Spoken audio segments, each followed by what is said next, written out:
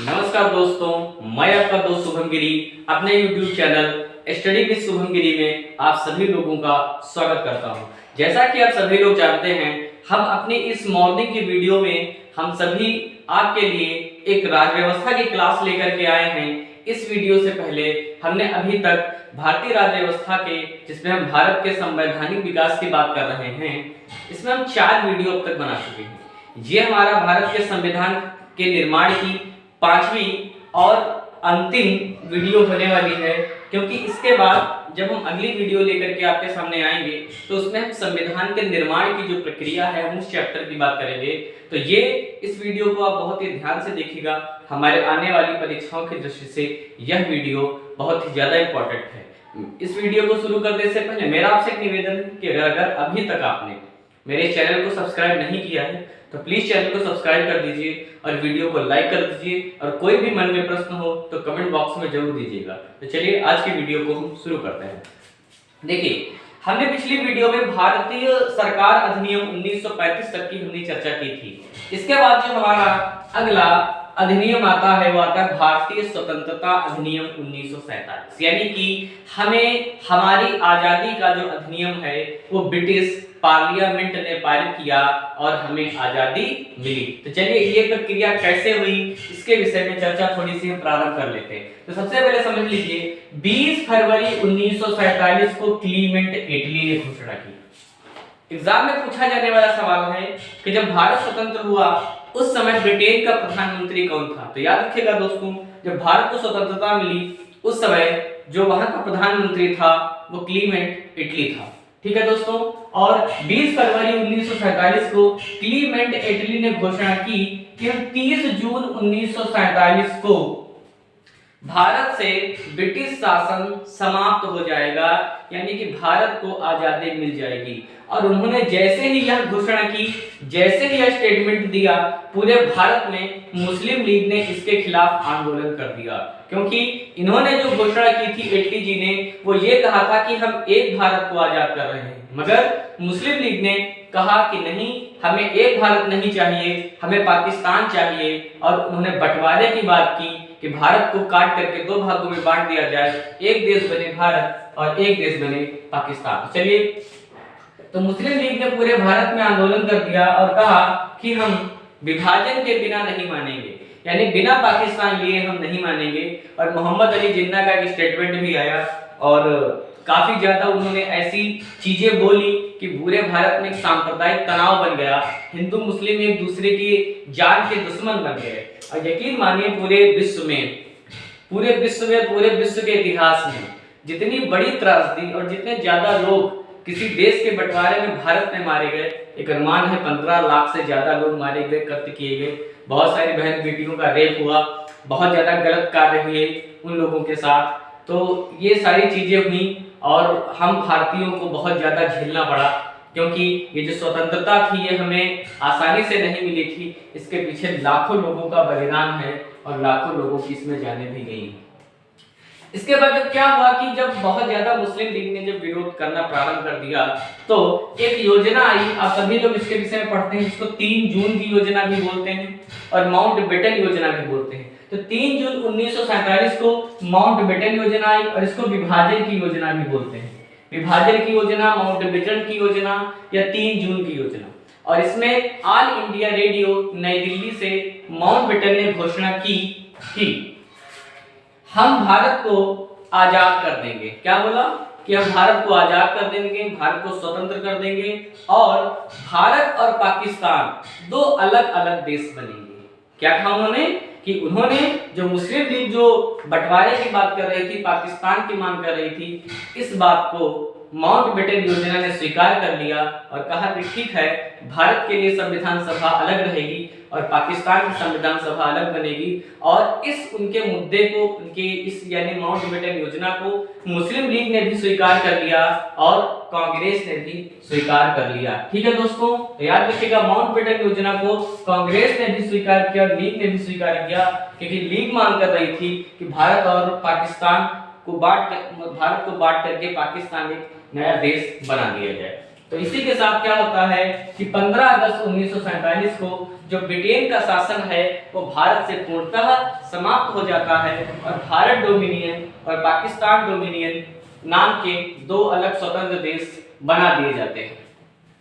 इस अधिनियम की एक जो प्रमुख विशेषता थी वायसराय का पद। आप सभी लोग जानते हैं कि जो वायसराय के जो पद का सृजन है वो 1858 के अधिनियम में किया गया था कि जब गवर्नर जनरल के पद को हटा करके वायसराय कर दिया गया, तो 1947 के अधिनियम में प्रावधान किया गया कि अब वायसराय का जो पद है वो समाप्त होगा और फिर से जो नया पद सृजन किया गया वो गवर्नर जनरल था।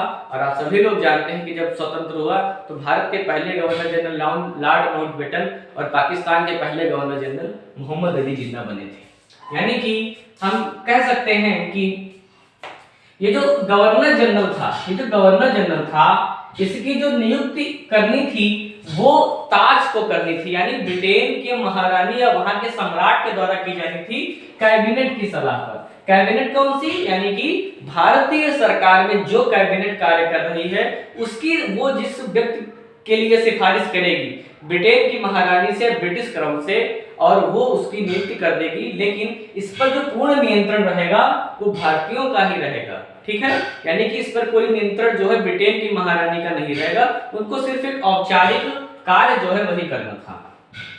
संविधान बनाने या किसी देश के संविधान को अपनाने का अधिकार, यानी इस अधिनियम ने यह अधिकार दिया भारत को, भारत की अंतरिम सरकार को, कि वो चाहे तो अपने लिए एक संविधान का निर्माण कर सकती है, उसको लागू कर सकती है, और अगर वह चाहे तो किसी भी देश के संविधान को अपनाने के लिए स्वतंत्र है। तो ये भी इस बात का उल्लेख इस अधिनियम में किया गया। भारत का राज्य सचिव, आप सभी लोग जानते हैं भारत का सचिव होता था, इसका भी सृजन 1858 के अधिनियम में किया गया था। तो इसके भी पद को क्या था, समाप्त कर दिया गया, यानी भारत के जो राज्य सचिव होगा उसके पद को समाप्त कर दिया गया। और जो राष्ट्रमंडल का जो सचिव होता था, राष्ट्रमंडल के मामलों का जो सचिव होता था, उसको ये शक्तियां जो थी वो हस्तांतरित कर दी गई। अब बात कर लेते थोड़ा भारतीय रियासतों के लिए क्या था। तो एक आप सुनते हैं इंस्ट्रूमेंट ऑफ एक्सेशन, यानी कि विलय पत्र। तो यह भारतीय रियासतों की उस समय अगर हम देखें तो लगभग 565 रियासतें ऐसी थीं जो स्वतंत्र रूप से कार्य कर रही थी। तो जो 3 जून 1947 को जो माउंटबेटन योजना आई, इसमें माउंटबेटन ने स्पष्ट रूप से घोषित किया कि जो स्वतंत्र रियासतें हैं वो अपनी इच्छा अनुसार वो भारत या पाकिस्तान किसी एक डोमिनियन के साथ जा सकती हैं या फिर स्वतंत्र रह सकती हैं, यानी उनके पास जो ऑप्शन थे वो 3 ऑप्शन थे, ये उनके ऊपर छोड़ दिया गया था। यानी कि हम कह सकते हैं कि जब अंग्रेज हमारे यहाँ भारत में आए तो भारत बहुत सारे रियासतों में टूटा हुआ था, अलग था, और जब वो जा रहे थे हमको छोड़ करके तब भी वो हमको उन्हीं खंडों में छोड़ करके ही जा रहे थे, यानी कि जिस स्थिति में आए शायद उससे भी खराब स्थिति में वो हमको छोड़कर जा रहे थे। नया संविधान बनाने तक 1935 का अधिनियम, यानी कि जब तक भारत का नया संविधान बनकर के तैयार नहीं हो जाता है, उसके प्रावधान लागू नहीं हो जाते हैं, तब तक भारत सरकार अधिनियम 1935 के अनुसार ही कार्य चलता रहेगा, चाहे वो केंद्र की बात हो चाहे वो राज्यों की बात हो। इसके बाद बात कर लेते हैं कि भारत का जो गवर्नर जनरल था और प्रांतों के जो गवर्नर जनरल थे वही संवैधानिक प्रमुख थे। यानी कि हम ऐसे कुछ समझ सकते हैं कि जो केंद्र का संवैधानिक प्रमुख कौन होता है आज के टाइम पर, राष्ट्रपति, और जो राज्य का संवैधानिक प्रमुख होता है वो राज्य का राज्यपाल होता है। तो ठीक उसी प्रकार से उस समय भारत का जो संवैधानिक प्रमुख बनाया गया वो भारत का गवर्नर जनरल था, और जो राज्यों का जो संवैधानिक प्रमुख था वो भी गवर्नर ही था। शाही उपाधि से भारत का सम्राट शब्द हटा दिया गया। वेरी मोस्ट इंपोर्टेंट क्वेश्चन है। आपको पता है कि भारत का सम्राट, ये जो ब्रिटिश का सम्राट होता था, भारत में ब्रिटिश राज का भी सम्राट होता था, भारतीय क्षेत्र का भी वो सम्राट होता था। तो इस अधिनियम ने क्या किया, इस पद को भी समाप्त कर दिया कि भारत का सम्राट आप नहीं होंगे, अब तो हम स्वतंत्र हैं, संप्रभु हैं, अब क्यों हमारे सम्राट होंगे, अब हम खुद अपने सम्राट हैं और हमें कोई सम्राट नहीं चाहिए। 14-15 अगस्त की मध्य रात्रि को संविधान सभा यानी जो एक अंतरिम रूप से संसद का भी कार्य कर रही थी उसको बुलाया गया और एक विशेष अवसर का आयोजन किया गया और रात्रि में ही घंटा बजा करके स्वागत किया गया 15 अगस्त का, और हम मध्य रात्रि में स्वतंत्र हो गए और जो ब्रिटिश शासन था वो हमेशा के लिए स्वतंत्र हो गया। और आप सभी लोग जानते हैं कि दो डोमिनियन बने, भारतीय डोमिनियन और पाकिस्तान डोमिनियन। तो जो भारतीय डोमिनियन के जो गवर्नर बने लॉर्ड माउंटबेटन बने और भारत के जो प्रधानमंत्री बने वो पंडित जवाहरलाल नेहरू बने थे, आप सभी लोग जानते हैं। और जो पाकिस्तान के गवर्नर बने वो मोहम्मद अली जिन्ना बने और वहाँ के प्रधानमंत्री लियाकत अली खान बने थे। तो ये हमारा भारतीय स्वतंत्रता अधिनियम 1947 था। इसके बहुत सारे प्रावधान परीक्षा में पूछे जाते हैं और हमारा ये जो पहला चैप्टर है भारत का संवैधानिक विकास ये कंप्लीट हुआ और जो हमारा अगला चैप्टर है वो भारत के संविधान का निर्माण है। आज के हमारी वीडियो में बस हम इतनी ही चर्चा करेंगे और इसके में एक टॉपिक बचता है कि जिसमें कैबिनेट में कौन कौन मंत्री थे और स्वतंत्र भारत का जो पहला मंत्रिमंडल था, तो इसको आप थोड़ा सा अपने आप देख लीजिएगा। और अगली वीडियो में हम कुछ नए टॉपिक की बात करेंगे। भूगोल के भी रिक्वायरमेंट्स आ रही हैं, एनवायरनमेंट के भी रिक्वायरमेंट्स आ रही हैं कि भैया उस पर वीडियो बनाइए, तो उस पर भी हम वीडियो बनाने का पूरा प्रयत्न करेंगे। और रात में 8 बजे आप सभी लोग मेरे से मिलें और हम वहाँ पर लाइव सेशन कर रहे हैं, क्वेश्चन आंसर सेशन लेकर के आ रहे हैं। और हम जल्दी ही कोशिश करने वाले हैं कि हम सुबह 6 बजे एक मैथ का सेशन लेकर के आएँ, ताकि हमारे जो दोस्त, जो बहनें, जो भाई जिनकी गणित बहुत कमजोर हैं और उनकी इस हम दर्द को हल कर सकें। और उम्मीद करता हूँ आप सभी लोग स्वस्थ होंगे, मस्त होंगे, व्यस्त होंगे। और मेरा फिर से आपसे एक आग्रह है कि अभी तक अगर आपने मेरे चैनल को सब्सक्राइब नहीं किया तो प्लीज़ सब्सक्राइब कर दीजिए और वीडियो को लाइक कर दीजिए और ज़्यादा से ज़्यादा अपने दोस्तों को शेयर कर दीजिए, उनसे बोलिए मेरे चैनल को सब्सक्राइब करें और ज़्यादा से ज़्यादा मेरी वीडियोस को देखें। यकीन मानिए आपकी परीक्षाओं की तैयारी के लिए हम भी मेहनत करेंगे, आप भी मेहनत करिए।